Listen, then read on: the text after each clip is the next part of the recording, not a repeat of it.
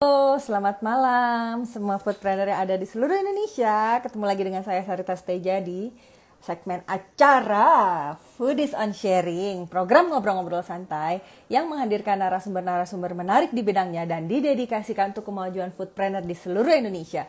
Foodies the first F&B education platform in Indonesia. Masih dalam rangkaian kolaborasi Foodies dengan The Hallway. Nah, malam ini saya pengen juga ngundang salah satu teman kita yang outletnya itu juga ada di The Hallway. Nah, sementara saya coba tersambung.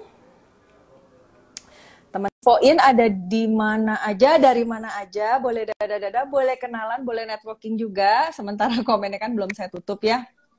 Gitu. Sama kalau yang mau, hai, wah cepet ternyata. Bahagia aku liatnya. Bentar, dingin dulu. Hai Ides. Halo. Halo. Di mana ini, Des? Di hallway atau di mana nih? Aku lagi di kantor sih sebenarnya, lagi belum sempat ke hallway. Jadi aku Nggak apa-apa. di kantor apa ya? Kenapa? Ya aku belum sempat ke hallway, kayaknya bentarnya beres dari sini deh aku langsung ke hallway. Ih, nggak apa-apa kali, nggak harus di the hallway juga. Oke, nah paling aku, nah sebentar, aku mau nginfoin dulu ya buat teman-teman. Sebelum kita mulai ngobrol-ngobrol gitu, nanti kan pasti idesnya akan kenalan sendiri lah ya, biar lebih afdol, biar lebih sah. Muncrat jadinya. Nah, teman-teman, jadi buat yang belum tahu The Hallway itu apa, gitu kan? Ini aku mau bacain singkat aja. The Hallway itu adalah The Hallway Space itu adalah ruang bagi anak muda untuk berbisnis, berkreasi, berkumpul, berinteraksi dan berkolaborasi sehingga menciptakan ekosistem kreatif baru di Kota Bandung. The Hallway sendiri memiliki konsep hidden place di mana setiap pengunjung yang belum pernah datang akan merasakan experience baru nongkrong di pasar, karena sebenarnya lokasinya adanya di Pasar Kosambi Bandung. Tapi teman-teman harus rasain lah sensasinya, harus datang sendiri ke sana agar bisa merasakan gitu yang dimaksud itu seperti apa. Nah, kemudian buat teman-teman juga jangan lupa bisa join ke channel Telegram Foodies Media Community untuk konten edukasi bisnis kuliner terupdate setiap hari. Bisa langsung klik di link t.me/foodies ID. Nah, malam hari ini sebetulnya sama seperti malam-malam sebelumnya gitu. Jadi aku tuh sebenarnya dikasih kesempatan sebenarnya bisa kenalan sama teman-teman yang juga bisnis kuliner itu yang buka outletnya itu di The Hallway. Nah, salah satunya itu adalah malam ini kita bakal ngobrol sama ownernya warung makan Moy. Ya. Moy gitu. Moy. Namanya sih pas aku lihat, oh namanya Destia, tapi kok dipanggilnya Ides. Biar lebih asik kayaknya. Nah, Iya, betul. Nah makanya sebelum aku mulai masuk ke pertanyaan yang nanti, ini banyak pertanyaan dari aku. Nah, teman-teman yang mau nanya ke Ides, itu boleh banget. Boleh banget nanti, tapi dicatat, diketiknya itu di kolom Q&A yang di bawah ya, yang ada tanda tanyanya di bawah. Jadi biar nanti pas mendekati akhir Foodies on Sharing nanti akan aku bacain, karena kalau bisa jangan di komen, karena kalau di komen takutnya nanti ketumpuk jadi nggak dibaca, justru nggak kelihatan. Gitu. Oke, nah mungkin kenalan dulu kali ya Ides ya, paling enak gitu kan, kenalan dulu Ides kayaknya memperkenalkan diri, latar belakangnya apa, latar belakang tuh mungkin lebih ke pendidikan atau misalnya punya pengalaman apa sih sebelum buka warung makan Moy ini, dan sibuk bisnisnya tuh apa sekarang, diceritain aja, silakan. Oke, halo teman-teman, aku Ides, nama lengkap aku sebenarnya Destia Widiana, panggilannya Ides. Dan panggilan di rumah namanya Moy. Jadi Moy itu adalah panggilan rumah aku. Iya, betul. Terus latar belakangnya aku tuh sebelum memulai bisnis itu aku sibuk sebagai pegawai biasa aja sih sebelum memulai bisnis. Bahkan sampai sekarang pun aku masih kerja sih sebetulnya. Dan awal karirnya bahkan aku tuh dulu kerja di bank. Terus sampai gitu. Iya. sampai sebelum aku mulai untuk bisnis sih saat ini, aku sebelumnya dulu kerja di bank, terus sekarang aku lagi di agensi sih, sekarang lagi aktif dan sibuk di agensi. Terus ya akhirnya ini tuh sebenarnya berawal dari punya bisnis ini tuh dari aku tuh baru mulai dari tahun kemarin 2020 ya. Terus itu pun pertamanya gara-gara sempet nggak kerja dulu tahun kemarin tuh. Akhirnya aku mulai membuka bisnis gitu sih ceritanya. Jadi Makanya baru aku mulai tahun lalu ya? untuk warung Moi ini sebenarnya mau sebentar lagi mau 1 tahun deh kayaknya. Soft launchingnya itu warung Moi itu waktu di Hallway tanggal 12 Maret 2020. Oh Jadi iya, bentar lagi, bener. Iya, bentar lagi aku mau ulang tahun. Gitu. Ya. Tapi dulu, sorry, berarti latar belakang itu pegawai kantoran ya? Betul. Awalnya ya? Iya. Terus kenapa milih jadi warung makan? Kenapa jualannya makanan gitu? Misalnya nggak baju misalnya atau apa? Jadi kalau misalnya kayak bisnis kuliner dari zaman kuliah tuh aku sering banget jualan makanan di rumah kan. Jadi ceritanya aku bukan hobi masak. Ceritanya awalnya tuh suka masak-masak apalah gitu. Dulu jualan roti goreng, terus bikin minuman Thai tea, apapun itu selalu aku bawa ke kampus waktu kuliah dulu.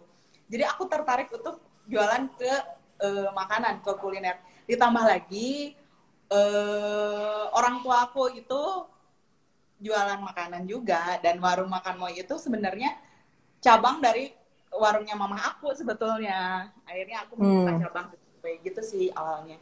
Dan mungkin karena turunan di rumah juga kali ya, karena mama jualan kuliner juga, akhirnya aku juga tertarik ke situ gitu. Jadi gara-gara ngeliat mama suka masak gitu ya. Tapi kayaknya idesnya juga suka masak kelihatannya ya. Iya, maksudnya aku emang dari zaman kuliah tuh suka masak. Aku bawa ke kampus, dijual-jualin kayak gitu-gitu sih. Awalnya tuh kenapa pengen kepikiran tuh bisnis aku tuh kayaknya cocoknya di kuliner deh gitu. Padahal sebenarnya sebelum aku memutuskan untuk ya nih harus kuliner tuh udah banyak banget yang aku jualin tuh, kayak baju juga pernah, ini pernah, tapi kayaknya memang seretnya di kuliner aja karena pertama hobi makan, hobi masak, ya ke kuliner lah akhirnya gitu. Berarti bisa dibilang yang ada di warung Moi itu hasil masakannya Ides ya? Enggak sih sebenarnya. Ini aku enggak. Ya. Warung Moi ini sebenarnya. Sebagian ada yang dimasak aku, sebagian ada yang dari warung makan mama aku. Jadi ceritanya warung makan Moi itu adalah cabang dari warung makan Moi yang ada di dalam kaum, dan di dalam kaum itu adalah punyanya mama aku. Jadi ceritanya aku tuh bukan mau nerusin bisnis keluarga, maksudnya sama dengan meneruskan bisnis keluarga tapi rebranding lebih ke milenial gitu. Makanya temanya tuh masakan rumahan sama seperti di pusat gitu. Jadi sebenarnya kayak produksi dan itu tuh masih di warung mama gitu.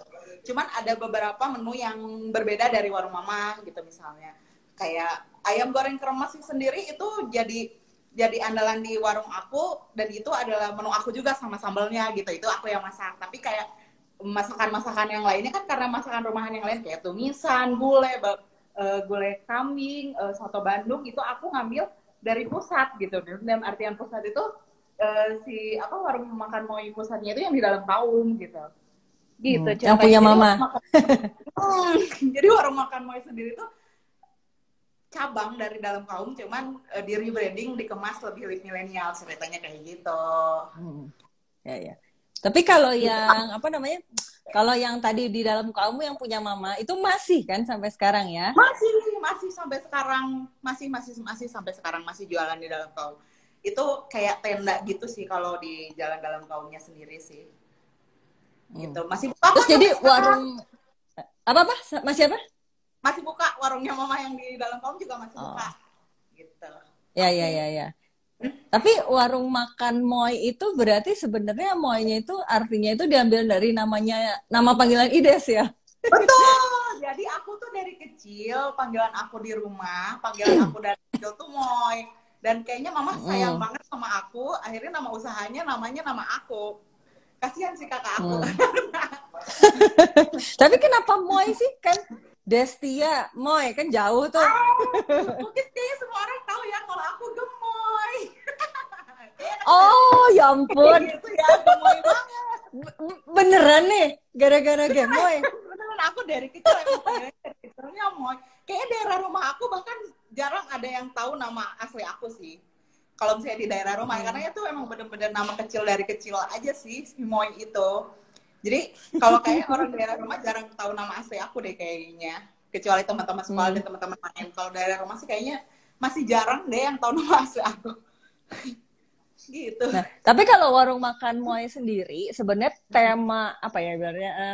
Tema makanan, tema masakannya tuh apa sih? Apakah masakan rumah kah? Atau nasi-nasi plus apa? Atau misalnya gepuk atau apa sih sebenarnya? Kalau dari temanya itu sendiri kan kalau misalnya ngelihat warungnya itu memang warungnya itu bukan warung rumahan sih. Masakan rumahan dengan tema vintage. Sebetulnya pengen ngeliatin Sundanya ada gitu dan vintage-nya ada. Terus lebih ke kalau masakan rumahan kadang-kadang karena gini awalnya tuh kenapa disebut masakan rumahan. Jadi awalnya tuh karena warungnya mama itu jualannya tuh di tengah perkantoran dan banyak orang pendatang bla bla bla, jadi buka di tengah-tengah orang yang kangen sama masakan rumahnya gitu. Akhirnya gitu, jadi awalnya tuh dari situ akhirnya aku menanamkan bahwa rumah makan Moy itu dengan tema ya masakan rumahan gitu, seperti dimasak ibu sendiri. Nah lebih ke jargonnya gitu kali ya. Wah, punya jargon baru nih aku. Seperti apa tadi? Seperti masakan punya mama sendiri. Nah, tapi nih dari selama ngejalanin bisnis, berarti kan memang udah hampir setahun ya. Sama sebelumnya mungkin nggak tahu deh, sempat bantuin juga mungkin ya di warung makan Moy yang punya mama kan. Nah, tapi Ides tuh belajar manajemen bisnisnya itu dari mana sih gitu kan? Kan maksudnya kan kalau misalnya kita ngomongin masak dan bisnis itu kan dua hal yang berbeda ya, of course ya. Maksudnya bisa masak doang, itu bukan berarti otomatis jadi bisa bisnis, gitu kan. Bener gak sih? Nah, jadi pengen nanya dong kalau Ides itu awalnya, kan pasti memanajemenin juga kan si bisnis, baik itu bisnis mama atau bisnisnya Ides sekarang. Nah, belajarnya dari mana sih, Des? Nih, kalau bisnis manajemen, awal dasarnya itu sebenarnya diajarin mama. Sampai akhirnya aku banyak belajar otodidak dari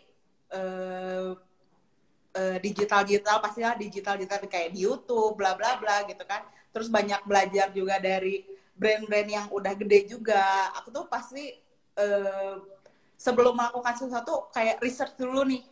Apalagi kalau belajar manajemen, pasti aku pengen belajar ke ahlinya kadang-kadang gitu kan. Terus kayak finance, karena kebetulan kakak aku bergerak di situ, jadi aku juga banyak belajar pertama dari kakak aku, manajemen dari mama aku, terus termasuk suami aku, karena suami aku juga kuliah manajemen, jadi aku juga banyak belajar dari dia. Dan sebenarnya sekarang pun warung dibantu sama suami aku sih soal manajemen gitu ya.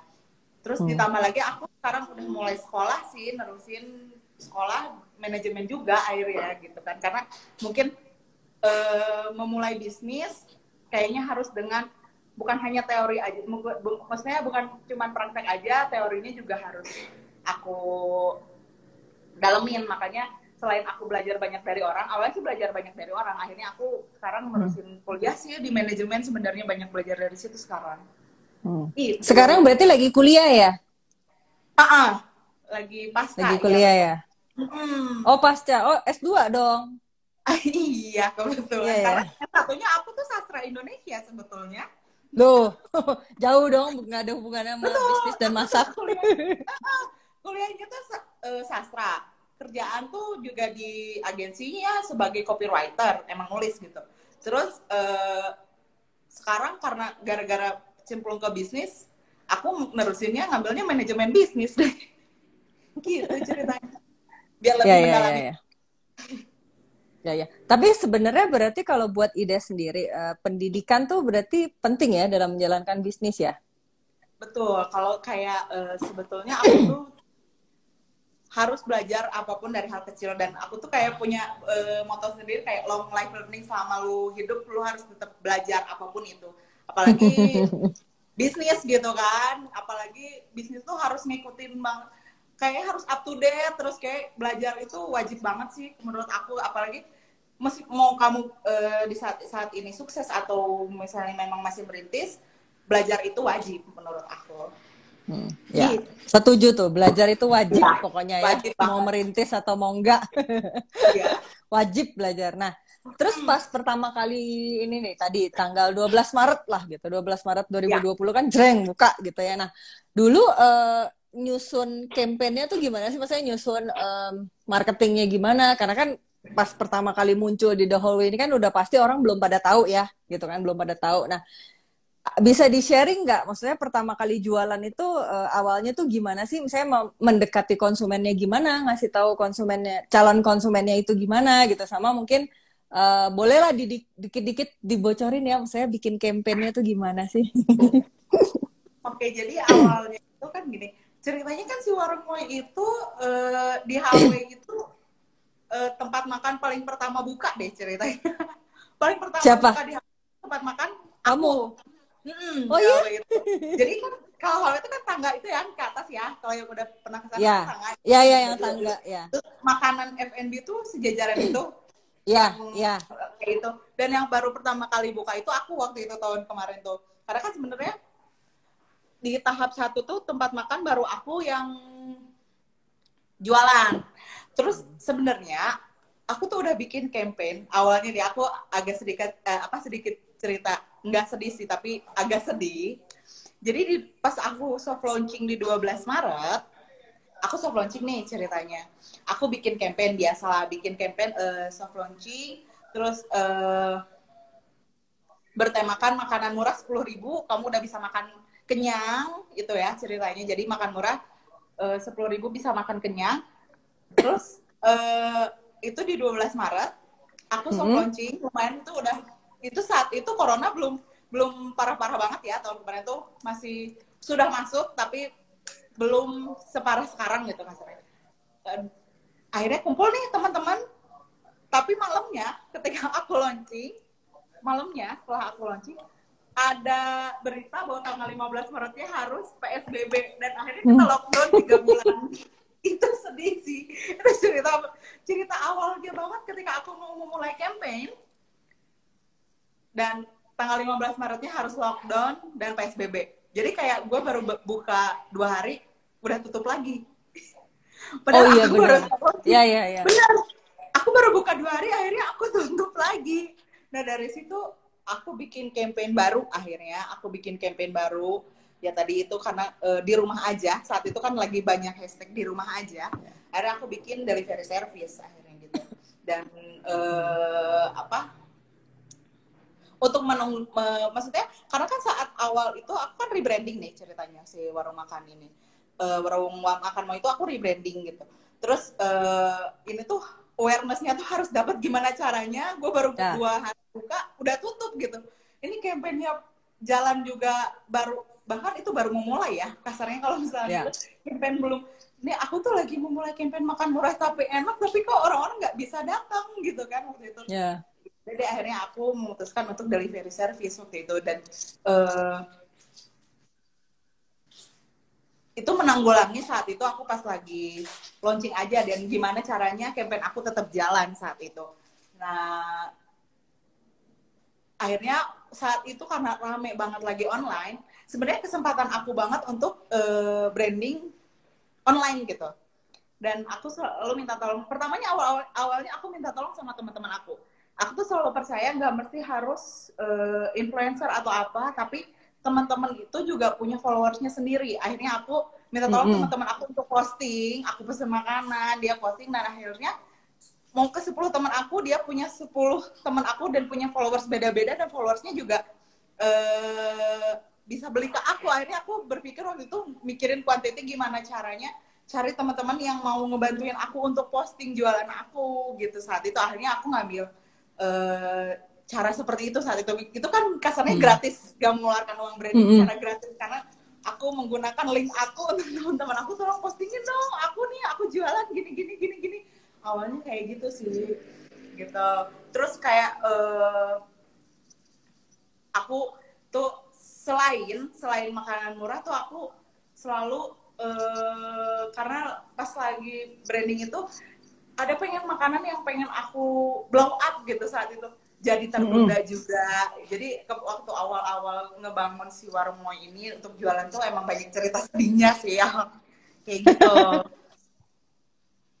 Cerita sedihnya gila, baru buka 2 hari udah tutup lagi Kak. Tapi dulu pertama kali muncul menunya berapa banyak sih? Nggak sebanyak sekarang kali ya? Iya, kalau dulu tuh menunya itu masih ayam kremes, gulai kambing, dan soto Bandung. Jadi cuman masih ada 3 macam makanan. Terus juga aku jual minuman-minuman jadul ceritanya, karena kan memang mengusung selain makanan rumahan, tapi kan mengusung vintage-nya itu loh. Karena warungnya kan temanya vintage, tapi tema makanannya makanan rumahan gitu kan. Jadi aku jual minuman-minuman jadul-jadul gitu deh, kayak temulawak, sarsaparilla, limun. Itu juga jadi salah satu ciri khas warung makan Moy juga sih, minuman-minuman jadul itu yang lagi susah-susah dicari itu. Gitu. Tapi berarti waktu pertama kali buka gitu ya, maksudnya salah satu strateginya itu adalah justru mengerahkan teman-teman ya. Sampai maksa nggak tuh? Sampai maksa nggak? Agak sedikit lu posting dong gitu. Lu posting dong kan temen. Lu postingin dong, tolongin gue dong gitu kan. Aku tuh juga banyak saat itu aku tuh sebenarnya mungkin kelihatannya aku tuh suka banyak ngobrol, kadang-kadang aduh gila gue baru buka udah tutup lagi, bantuin gue dong kayak gitu. Gue mau menjual kesedihan ke teman aku saat itu, jadi agak sedikit maksa dan menjual kesedihan saat itu pas itu. Jadi awalnya strateginya aku ya memang minta bantuan link teman-teman untuk ngepostingin daily service-nya aku gitu waktu itu. Berarti waktu itu jualan dari rumah ya? Kan rumahnya tutup ya? Iya. Terus kan waktu itu juga aku lagi nggak kerja kan pas lagi awal-awal tuh. Ya aku fokus aja, pokoknya semua dari rumah, penjualan dari rumah, ya udah.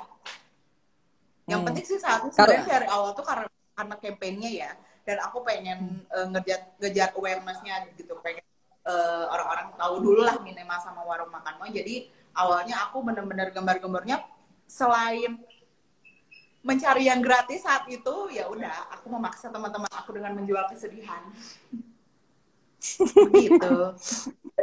Kalau nemuin ide-ide promo atau campaign dari mana Des biasanya dapatnya?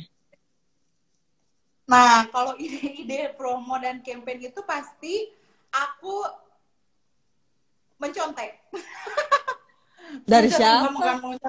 Aku selalu ngambil, karena kan aku tuh mantauin banget Instagram anaknya tuh ya, kayak yang lagi rame tuh di Instagram tuh kayak gimana. Aku tuh kadang-kadang bisa lagi tengah malam lagi Instagram, oh ya nih kayaknya gue bagus nih, kayaknya bikin konten kayak gini, kayaknya bagus nih aku bikin strategi kayak gini ya. Pokoknya yang pasti karena balik lagi sih, karena 1 tahun awal tuh aku sebenarnya fokus ke awareness-nya. Jadi aku yang lagi rame akhirnya aku lakuin lah gitu. Kebanyakan semuanya dari sosial media sih.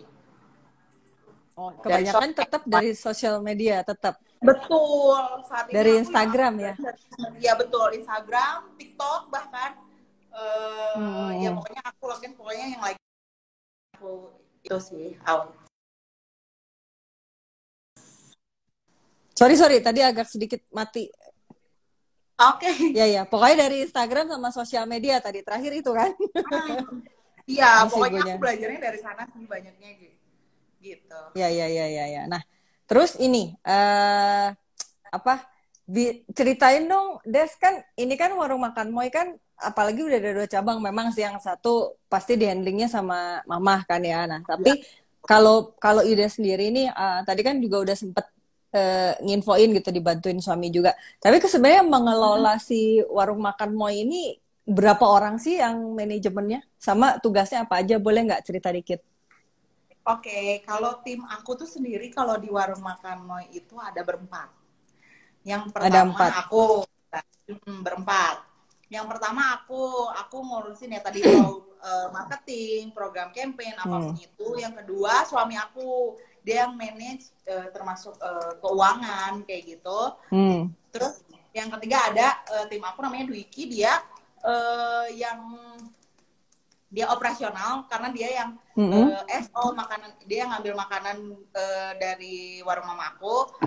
Jadi dia yang pokoknya dia ngejalanin yang di warung sih. Sebenarnya ada 2 orang yang ngejalanin di warung tuh, ada Dwiki sama Rifan. Yang satu Dwiki dia sebagai head operasionalnya juga sih di warung tuh. Terus Rifan ya sebagai frontliner. Gitu deh. Jadi ada berempat sebenarnya kalau dari warung berempat ya. Aku Dwiki sama Rifan. Jadi frontlinernya 2, tapi Dwiki lebih ke operasional sih. Frontlinernya, terus yang satu lagi Rifan, terus suami aku yang ngurusin semua manajerial sebenarnya, kayak keuangan, bla bla bla. Makanya aku lagi banyak belajar banget sih sama dia sebetulnya. Tapi ini berarti sebenarnya masakannya itu diambilnya dari itu ya, mana tadi? Dalam Kaum ya? Iya, dari dalam karung, dari warung Mo. Jadi kayak ayam dimasak dulu di rumah sama aku. Terus nanti aku simpen di warung. Nanti di warung tuh nanti dicatatin apapun yang diambil dari warung. Jadi sebenarnya dari warung makanmu itu nggak semua aku ambil gitu. Jadi sebenarnya kalau misalnya memang mau komplit banget sih mas ke Jalan Dalam Kaum. Jadi aku tuh pertama tuh riset dulu. Sebenarnya aku ini awalnya kayak makanan itu aku bawa semua. Terus akhirnya aku research yang paling banyak dimakan sama milenial tuh apa sih gitu kan. Kadang-kadang nggak semua milenial makan jengkol kan, meskipun aku ada menu jengkol gitu. Jadi nggak aku bawa nih ke Kosambi kayak gitu-gitu. Jadi nggak semua makanan yang dari dalam kaum tuh aku ambil semua ke warung makan Moy. Jadi nanti yang kurasinya dan yang catetin semuanya itu tadi Dwiki itu yang operasional itu yang ambil. Jadi intinya mah aku memang ngambil dari warung sih semuanya gitu. Kalau untuk masakan semuanya. Jadi aku memang kayak mengolah lagi sih di warung di Hawaii itu gitu. Ya, ya. Berarti tadi ada 4 orang ya yang menghandling si warung makan Mo yang di hallway tadi ya? Halo? Waduh, kayaknya jelek sinyal si Idesnya. Halo?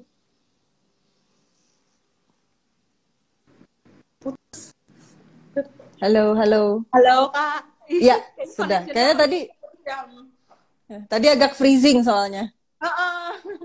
Keputus juga nih kayaknya barusan. Gimana? Udah ya? Enggak, udah. Berarti udah normal. Tadi berarti yang manajemennya berarti 4 orang ya sebenarnya ya. Betul. Timnya ada berempat.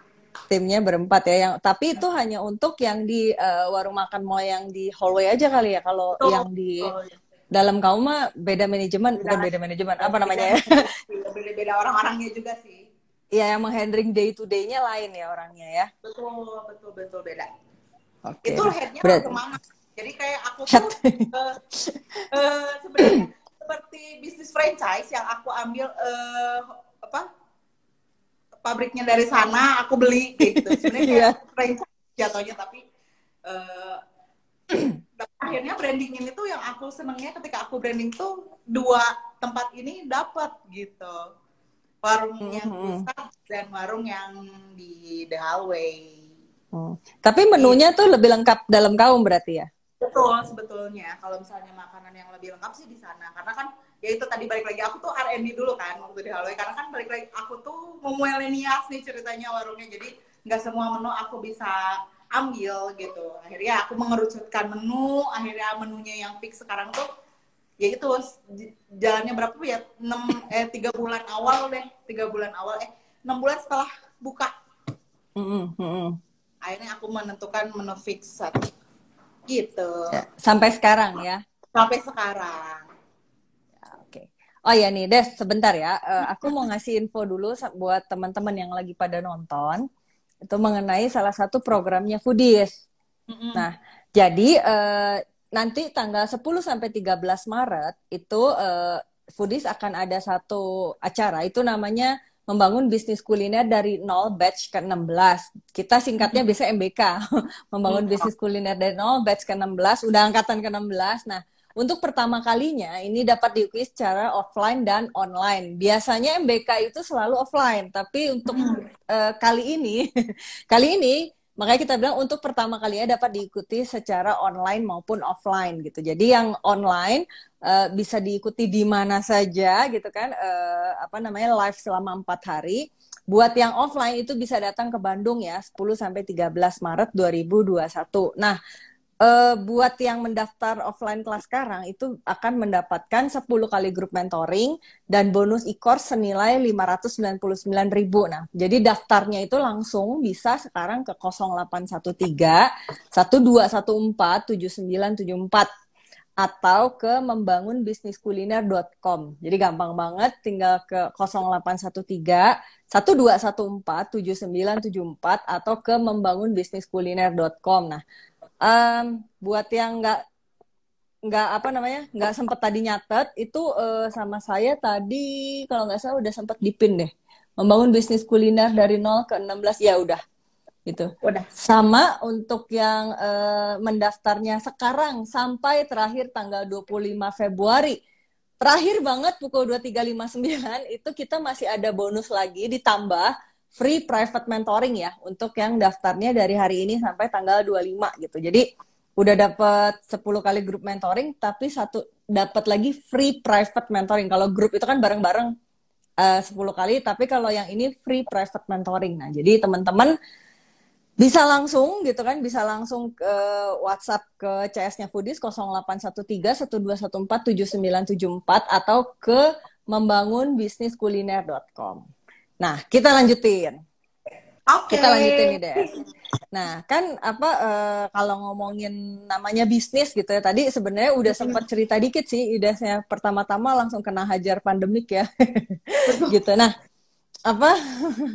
nah, tapi pengen tahu dong, maksudnya kalau pada saat waktu kena kebentur kisah sedih ini gitu kan, terbentur bahwa wah gue baru buka udah tahu-tahu harus tutup gitu kan. Nah, itu kan sebenarnya something yang membuat Ides pada akhirnya kan harus sulit, bingung gitu kan, stres juga pasti kan ngejalan bisnis. Nah, dulu tuh mikirnya apa sih kok sampai akhirnya bisa ya udah gue bikin cerita aja kok bisa gitu, kepikir kayak gitu ngatasinnya gimana, terus tiba-tiba apa yang dilakukan sampai akhirnya kepikiran ide gue jual aja nih kisah sedih gue gitu kan terus maksain teman-teman untuk jualan juga, ngasih tahu jualan gue gitu.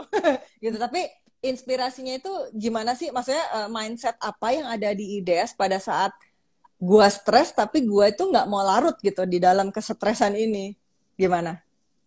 Jadi aku tuh selalu percaya ketika kita membangun bisnis itu kita harus punya kaki yang kuat gitu. Dalam artian jangan mudah menyerah, apapun itu pasti, karena kan tantangan tuh pasti ada terus gitu. Kayak semakin besar tuh kayak semakin besar juga gitu. Jadi aku percaya ketika aku melangkah untuk membuat bisnis, kakiku juga harus udah kuat gitu. Akhirnya aku mindsetnya itu. Jadi apapun itu tantangannya, ketika ada masalah adalah yang pertama kali itu adalah mencari solusi.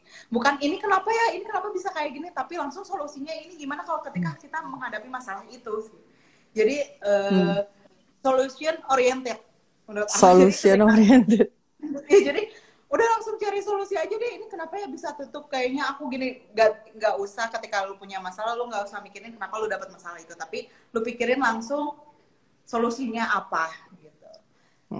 Selain ketika kamu menginjak bisnis itu kamu harus punya kaki dan tangan yang kuat, ya kamu pun juga harus berpikir itu sih. Mindset aku tuh ketika punya masalah, solusi nomor 1 gimana caranya untuk menyelesaikan masalah ini, dan selalu percaya setiap masalah tuh pasti ada solusinya gitu sih. Ya makanya aku langsung berpikir apa kayak gitu, ini gimana caranya jualan, ya udah gue punya teman-teman, gue harus mengerahkan semua teman-teman aku dan harus mengerahkan semua tenaga aku gitu saat itu, kayak gitu sih. Berarti fokusnya ke solusi ya, pokoknya selalu ada solusi lah ya. Selalu berpikir kalau setiap masalah itu ada solusi. Gitu. Selalu berpikir kalau setiap masalah itu selalu ada solusinya. Betul. Jadi apapun tantangannya, ketika kamu yakin ya pasti akan ada jalan keluarnya gitu. Itu aja sih. Itu yang salah. Ini kan sebentar lagi udah mau ulang tahun juga ya, si siapa warung Iya, makan Moynya kan di iya. Maret. Nah, apa ini nggak sih bisa nggak diceritain juga gitu waktu pertama kali bikin cabang lah gitu di The Hallway ini ya. Sebenarnya kepikirannya itu Ides mau bikin warung makan Moy itu ke depannya itu jadi gimana sih? Apakah misalnya gitu, oh tempatnya mau membesar atau misalnya gue pengen bikin makin banyak cabang gitu atau misalnya mau memperluas nggak di Bandung aja. Nah, kebayangnya mimpinya itu kemana sih warung makan Moy ini? Jadi ketika aku memulai warung makan itu karena pertama gini, aku tuh pengen meneruskan usahanya mama ceritanya. Terus akhirnya aku membuat konsep yang lain tapi masih tetap core-nya warung makan Moy gitu ya. Nah, makanya aku mulai pertama di warung di hallway, akhirnya aku bikin warung makan Moy. Dan mimpi besar aku itu biar si warung makan Moy itu nggak cuma hanya di dalam KAU, nggak cuma hanya di the hallway, dan bisa ada di tempat-tempat lain bahkan sampai keluar kota. Jadi mimpi besar aku tuh membuat cabang sebanyak-banyaknya gitu. Hmm. Entah nanti akhirnya sebenarnya 5 tahun ke depan aku masih berpikir akan punya banyak cabang gitu, selain di Bandung, di kota-kota besar juga, karena mungkin rumah makan Sunda itu kayaknya orang pada suka gitu, aku berpikir gitu. Dan di setiap kota, mimpi aku di setiap kota itu ada warung aku gitu. Itu sih sebenarnya pengen memperluas bisnis aku di Indonesia. Hmm. Duh, enggak. Kenapa Oh lebay? enggak. Enggak dong. Bener. Bener. Maksudnya kalau kita punya bisnis kan memang kita harus punya mimpinya ya. Soalnya kalau nggak ditetapin mimpinya ya apa yang mau dicapai. Kalau gitu kan. Betul. Gitu. Nah, tapi boleh nggak aku minta sebutin dong dari IDES ya sebenarnya tantangan terbesar banget gitu ya dalam ngejalanin bisnis kuliner ini selama baru buka sampai sekarang lah ya kan pasti banyak lah ya kejadiannya nggak cuma yang pertama dulu itu aja kan pasti setelah buka juga ada tantangannya mungkin ya kan nggak kita nggak hanya bicara tentang misalnya ngomongin operasional kah atau misalkan kita ngomongin marketing kah atau misalnya nih ada nggak sih konflik let's say misalnya di internalnya kah atau mungkin terbentur kebijakan apakah gitu pernah nggak gitu ada yang seperti yang paling menurut Ides yang paling bikin stres, paling bikin wah gitu kan. Yang pada saat kita bisa menaklukkannya itu kayak dapet piala gitu. Jadi saat itu tuh ada permasalahan di internal tuh kayak pemilihan menu. Hmm. Terus dan itu pun juga sebenarnya nggak cuma di internal aku, akhirnya sampai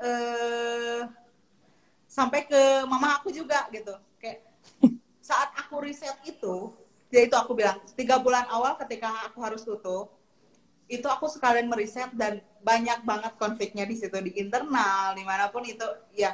Kayak menu apa ini yang mau bahkan ketika kita mau nge-branding itu kayak menu mana sih yang mau kita jagoin, menu mana sih yang mau kita naikin, itu tuh penuh konflik gitu. Kayak di warung mama yang jagonya apa, di warung aku maunya apa gitu kan, kayak pengen menyatukan dua kepala. Dan itu dengan nama yang sama, kita tuh harus punya core yang sama. Akhirnya di situ aku punya konflik akhirnya sama mama sih, akhirnya sedikit sama.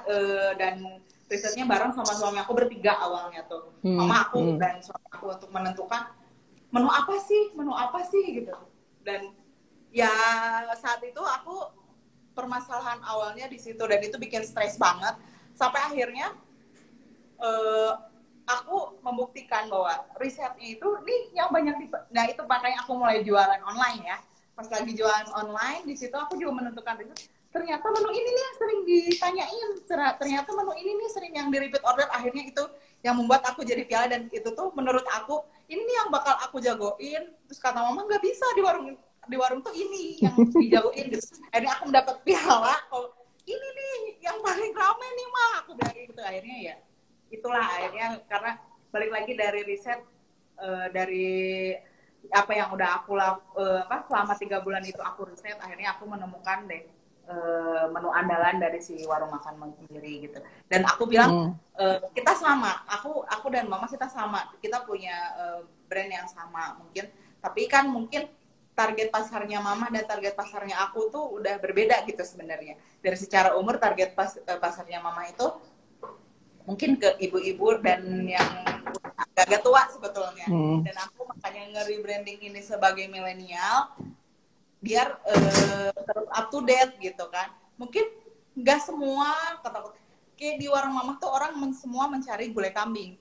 Tapi di warung aku nggak semua makan kambing anak muda itu kan. Jadi mungkin ada kayak ayam serundeng dan gepuk udah menjadi salah satu andalan di warung aku gitu. Kayak di warung mama andalannya ini, di warung aku andalan ini. Tapi makanan di andalan mama aku masukin juga di menu aku gitu. Itu sih konflik yang paling seru itu ketika aku menentukan menu waktu itu. Tapi berarti ngumpulinnya bukan ngumpulin, mengcounternya itu pakai data ya?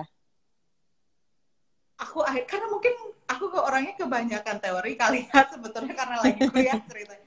Ya aku ini tuh harus by data. Jadi aku ketika riset aku harus tahu nih orang-orang sukanya apa, makan apa, dan aku harus melakukan apa tuh bener-bener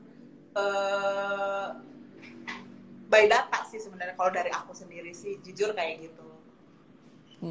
Des, kalau sosial media itu kalau ini nanyanya agak nyimpang dikit deh. Pengen tahu deh kalau menurut Ides ya dari pengalaman aja sih gitu. Sebenarnya kalau buat bisnis kuliner gitu ya sebenarnya kan tadi kan Ides bilang nongkronginnya Instagram ya.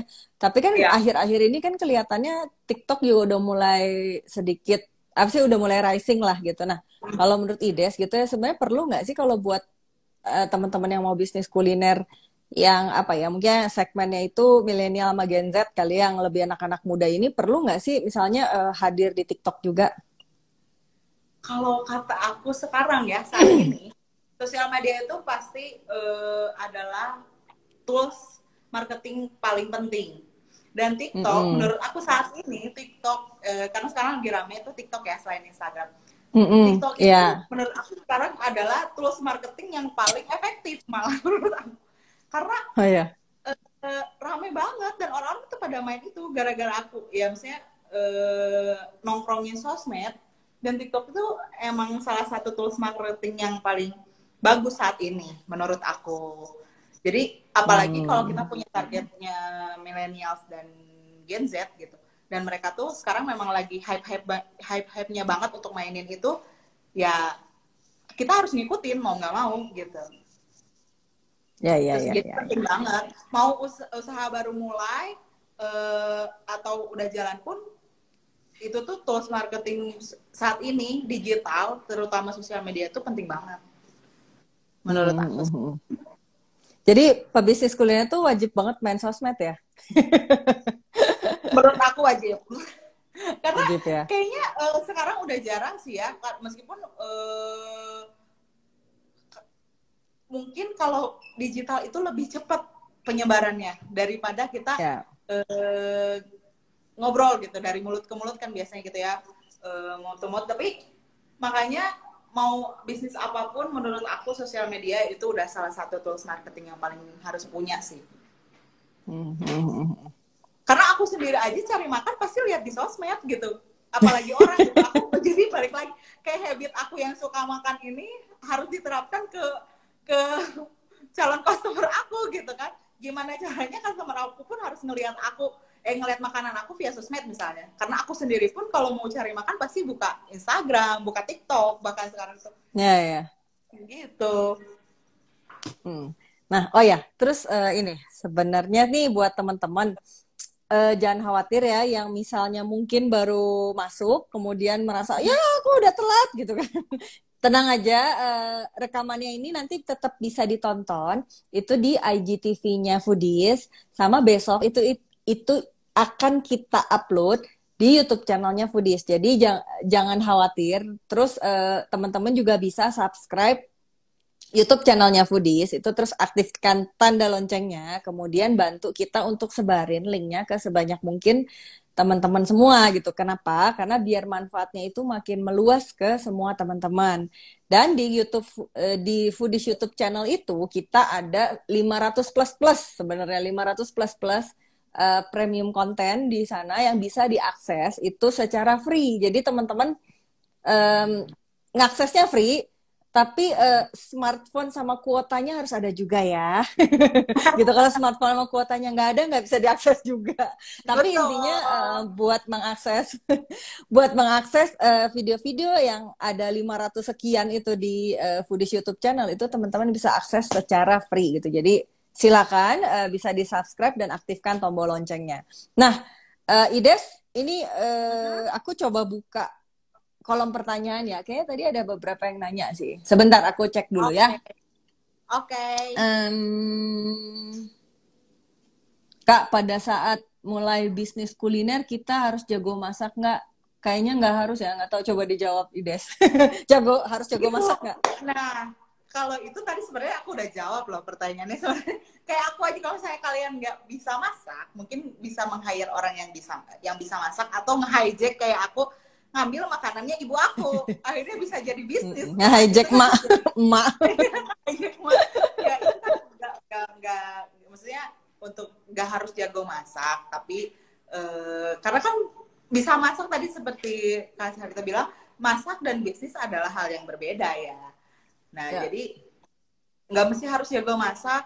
Ya mungkin bisa dicontoh dengan aku meng-hijack ibu aku untuk masakannya aku jual. Padahal nggak semua aku masak gitu.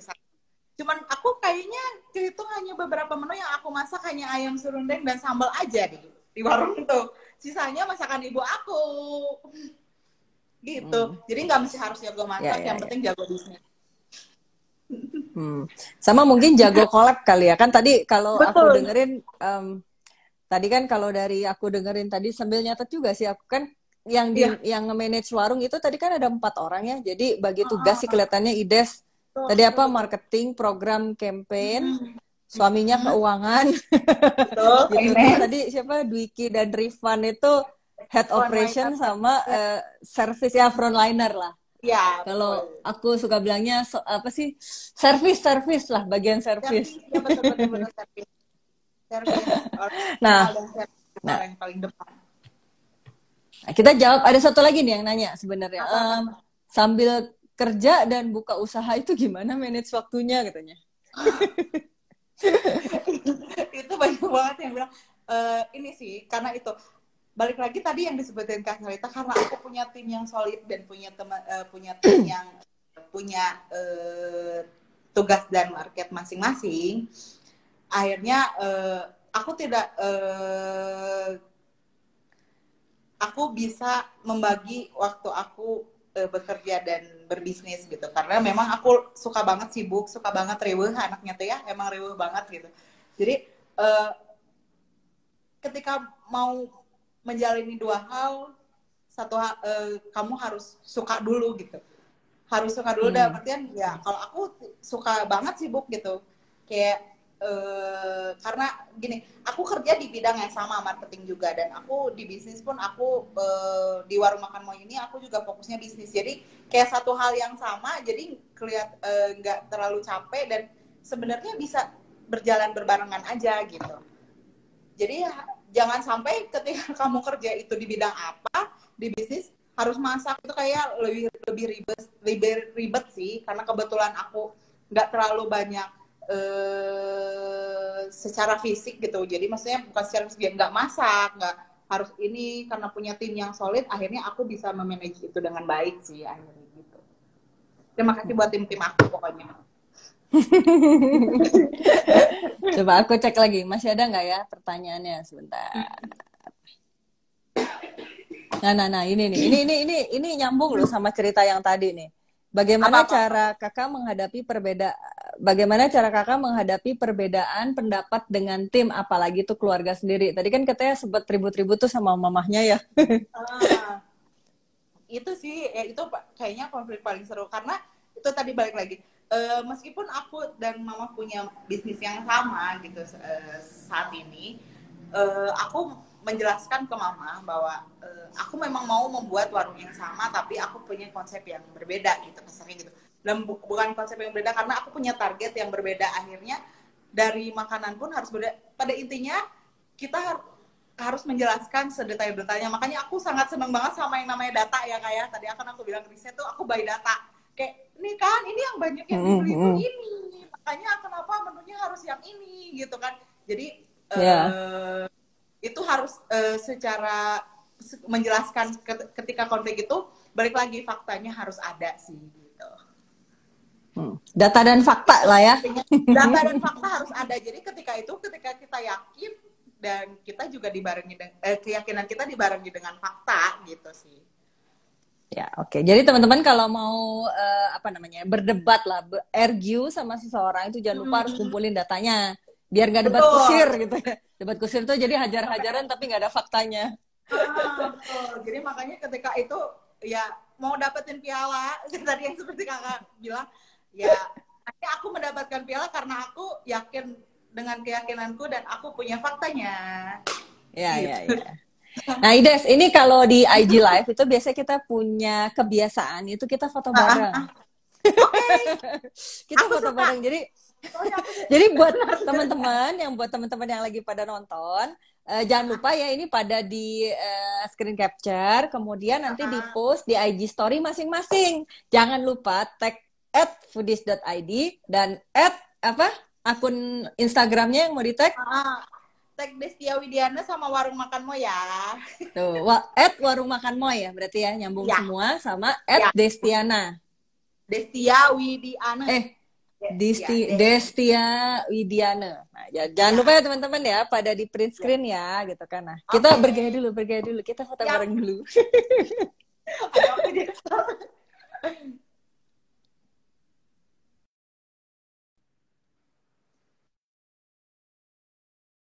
Ke ini tadi, malah kepencet, sorry. 1, 2. Coba, sekali lagi. Oke. 1, 2. Sudah. Aku juga screenshot. Oke, nah paling sebelum ini menuju selesai, sebenarnya menuju akhir IG Live kita, boleh nggak mendekati akhir, Ides kasih closing statement. Sekalian ini kali ya, pesan-pesan lah, poin-poin pesan-pesan kayak tadi kan bagus tuh ya, tapi enakan diulangnya sama Ides aja sih, misalnya kayak fokus solusi, atau misalnya tadi data dan lain-lain. Enakan closing statement-nya langsung dari Ides, sama poin-poin yang menguatkan teman-teman yang baru mau bisnis itu biar lebih semangat lagi memulai bisnisnya. Silakan. Oke, kalau dari aku pokoknya ketika kita menjalani mendapat masalah selalu ingat bahwa setiap masalah itu pasti ada jalan keluarnya, makanya selalu mengutamakan solusi dan ketika kita mau melangkah bisnis jangan lupa kuatkan diri dulu termasuk tadi aku bilang kuatkan kaki dan diri kita sendiri untuk melangkah karena tantangan akan selalu ada dan jangan lupa selalu terus belajar karena belajar itu ada hal yang penting banget karena kalau nggak belajar kita nggak akan maju sih menurut aku itu aja. Jadi semangat terus, jangan pernah pantang semangat, apapun masalahnya pasti selalu ada solusinya. Apapun masalahnya selalu ada solusinya. Fokus ke solusi, kemudian kuatkan kaki dan tangan, kuatkan mental gitu kan. Betul. Oke, paling segitu dulu dari saya. Terima kasih Ides buat waktunya, ngobrol-ngobrolnya, sharingnya. Kemudian thank you juga buat teman-teman yang nonton di ujung pelosok Indonesia sana. Gitu. Jadi terima kasih udah stay sama kita juga. Terima kasih buat yang nanya juga tadi, gitu kan. Nah, semoga semua sharing yang hari ini diberikan sama Ides itu bisa menjadi manfaat besar buat teman-teman foodpreneur, sekaligus buat menjadi berkah juga buat Ides dan keluarganya. Terutama salam juga buat mamahnya ya. Salam juga buat mamahnya gitu. Jadi terima kasih buat teman-teman. Sampai ketemu di Foodies on Sharing selanjutnya. Maju terus kuliner Indonesia. Dah.